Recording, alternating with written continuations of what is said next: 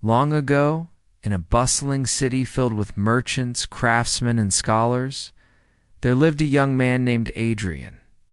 From childhood, Adrian dreamed of becoming a successful merchant. He wanted to build wealth, respect, and a name that would be remembered. And he had everything in his favor: intelligence, energy, and opportunity. But there was a hidden enemy that kept him trapped: his own mind. Adrian was constantly plagued by doubt. Each time he considered starting a business, a voice whispered, "What if you fail?" When he tried to save money, another voice said, "It's not enough. Why bother?" When he looked at others succeeding, jealousy filled his thoughts. His mind was like a restless storm, uncontrolled, noisy, and destructive. Years passed, and while his friends moved ahead, Adrian stayed stuck. He blamed luck. He blamed society. But deep inside he knew his problem wasn't outside, it was inside. One evening, walking home frustrated after losing another opportunity, Adrian met an old monk sitting quietly near the city gate. The monk's eyes were calm, his presence peaceful, as if the chaos of the city didn't touch him at all. Adrian stopped and said, "Why do you look so calm when the world is so loud?" The monk smiled and replied, "Because I do not let the world control my mind. I control it." Those words struck Adrian. "Do you control your mind?" he asked. The monk gestured for him to sit and told a story. Once, two wolves were living inside every person. One wolf is fear, doubt, anger, and jealousy. The other is courage, focus, discipline, and peace.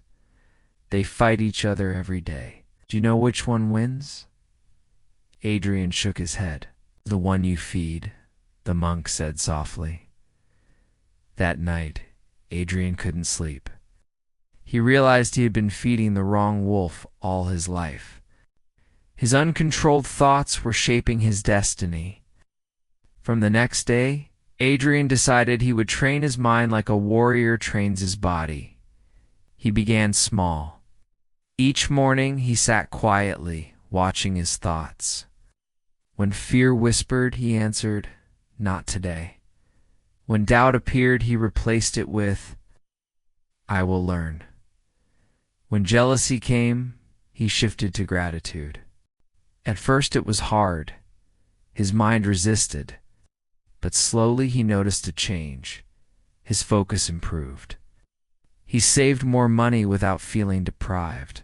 He started small trading ventures, failing at times but not giving up. For the first time, he felt in control. His friends laughed. "You've become strange," they said. "Why sit quietly each morning instead of chasing opportunities?" Adrian replied, "Because if I cannot control my mind, I cannot control my life." Months turned into years, and the results spoke. Adrian's small ventures grew. Customers trusted him because he was calm, disciplined, and focused. While other merchants panicked during market crashes, Adrian stayed composed, making wise choices. While others quit in fear, he persevered. One day he realized the monk had been right. Success wasn't about luck or talent. Success was about controlling the battlefield of the mind. Adrian's journey was just beginning. His business was growing, but so were the challenges. Competitors spread lies about him. Markets collapsed. Trusted partners betrayed him. Each time, his old mind tried to return, whispering fear, anger, and despair. But Adrian remembered the wolves were still there, waiting, and he had to choose, every single day, which one to feed. He created habits to protect his mind. Morning discipline. Every dawn, before touching his work, Adrian trained his mind in silence. He practiced gratitude for what he had, set intentions for the day, and visualized success. This built a shield against negativity.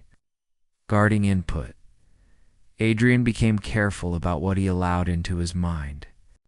He avoided gossip, rejected distractions, and filled his mind with knowledge from books and wisdom from mentors. Reframing failures. When setbacks came, instead of saying, "I failed," he asked, "What can I learn?" Failure became feedback, not defeat. Self-talk. He trained his inner voice to be his coach, not his critic. When doubt appeared, he countered with words of strength. "I can handle this. I am capable. I will persist." Focus on purpose. Adrian reminded himself daily why he worked, not just for wealth, but to build a legacy, to provide jobs, to serve his community. Purpose gave his mind power greater than fear.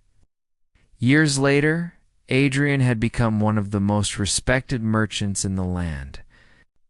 People admired not just his wealth, but his calmness in crisis, his discipline in chaos, and his clarity in decision-making. One evening, he returned to the city gate where he once met the monk. The old teacher was gone, but Adrian whispered, "I understand now. Success is not outside. It begins inside. The one who controls his mind controls his destiny." And so his story spread across the kingdom. The boy who once lived as a prisoner of his thoughts became a master of his mind, and in doing so, mastered his life. The story of Adrian teaches us this: your mind is your greatest weapon, but only if you control it. The world is full of distractions, fear, doubt, and noise. If you allow your mind to wander, your life will follow in chaos. But if you train your mind daily, focus it on purpose, feed it with discipline, and silence negativity, nothing can stop you. Control your mind, and you will control your future. If this story inspired you, don't forget to like, share, and subscribe for more motivational content. And always remember, success doesn't start with resources or luck. It starts with mastering your own mind.